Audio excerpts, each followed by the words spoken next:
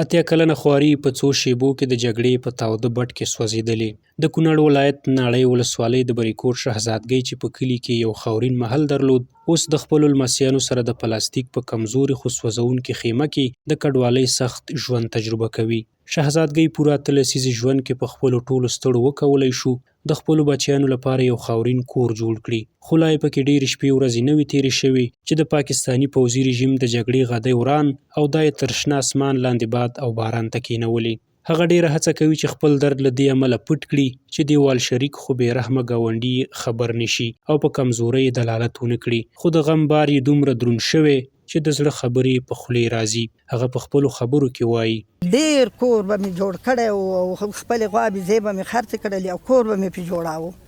او غوا او بېزې به مې خرڅې کړلې او دغه به مې پرې کاوه،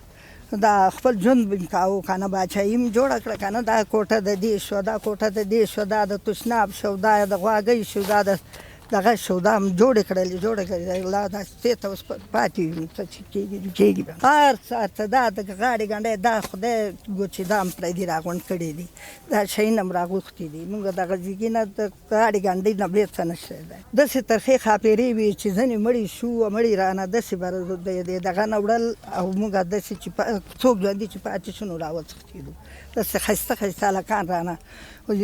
قتل پاتې شو. د کلیوال ژوند له رنګونو او خوندونو باخبره شهزادګۍ د تودو مرمیو په سیوري کې هڅه کوله څو خپل کوچني لمسیان خوندي سیمې ته ورسوي. هغه په توره شپاړ شوه څو له هغه کلي ووځي چې له خاپوړو بیا تر پیغلتوبه وان د زړبوډۍ پورې یادونه یې ورسره تړلي دي. د هغې په سترګو کې د هغه ژوند انځور له ورایه ښکاري چې بدرنګې جګړې ترې تروړلی دی. په خبره یوازې سرونه یې خوندي کړي، مال حال یې لکه د لسیزو یادونه د جګړې په اور سوځېدلي دي. کلی کور پاتې، غواګانې رانه په کوټو کې پاتې شوې، نو سوسۍ رانه په موږو پاتې شوې، موږ خپل ځان دې تن جامو سره دا چا نه م دا ښتې راغونډ کړو، دا ماشومان پرې را دغه کوو،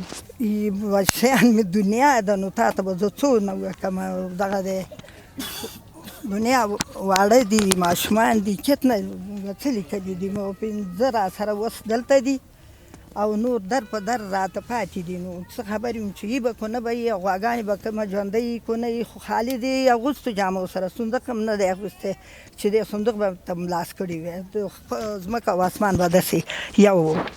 شهزادګۍ لکه د نوم په څېر اوس شهزادګۍ نه ده پاتې. هغه د خوړو لپاره نور هیڅ نه لري. خیمه ته په ورڅېرمه پټیو کې په رپان د لاسونو د پالکو سابه کړي تر څو د ماشومانو د لوږې په وړاندې یې سپر کړي، خو د بېګا لپاره به یې سترګې د خیمې بهر په تېرېدونکو خلکو کې ګنډلې وي، ګوندې څوک پرې مهربانه شي. هغه په ټولو نړیوالو بنسټونو او هیوادوالو د مرستې غږ کوي چې په دې ترخو وختونو کې یې لاسنیوی وکړي. داسې مشکلات دي چې د یوې ډوډۍ درک را سره نشته، یو دونه سوری نشته چې واړه پرې دغه کړو، دونه څه را سره نشته چې مریضان یې ډاکټر ته پسې لاړ شو او دغه د خدای دغې ته ناست یو په روژې په 15مه راغلي او داسې لړزېږو او دغه کېږو، ته چې داسې مرسته ده چې نه راسه جامه شته، نه راسره خیمه شته، نه راسره د خوراک څه، نه راسه پیسه شته، دغه د په 15مې راغلي وم پرته یم او درک مې نشته چې پیسه یي چې ډاکټر ته لاړه شم، داسې ده. نور دا یوازې د بریکوټ شهزادګۍ نه ده چې کلی کور د جګړې په میدان بدل شوی. داسې زرګونه میرمنو د ډیورنډ په اوږدو کې د پاکستان پوځي رژیم د ړندو مرمیو له امله خپل پلارني ټاټوبي پرېښي دي او په نورو سیمو کې د مشکلاتو ډک ژوند تېرولو ته اړ شوي. تر دې دمه د کونړ او نورستان نږدې 10,000 کورنۍ د جګړو له امله بې کوره شوي دي چې 80 سلنه یې ښځې او ماشومان جوړوي چې له ټولو اسانتیاوو لرې د لاچارۍ ژوند تېروي.